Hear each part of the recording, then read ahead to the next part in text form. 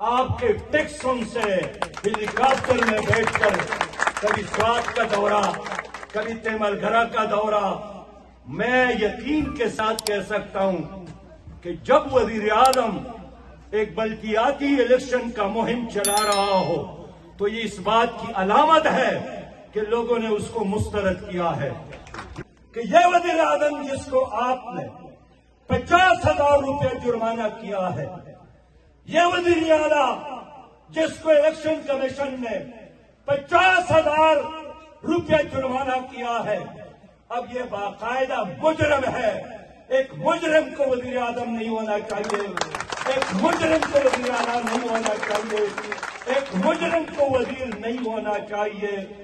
سے پوچھنا چاہتا ہوں کہ جو وزیر اعظم ایک بار نہیں 4 بار ایک مہینے میں پاکستان کی قانون کی خلاف ورزی کرتا ہے، کیا ایسے شخص کو ایک دن کے لیے مزید وزیر اعظم رہنا چاہیے؟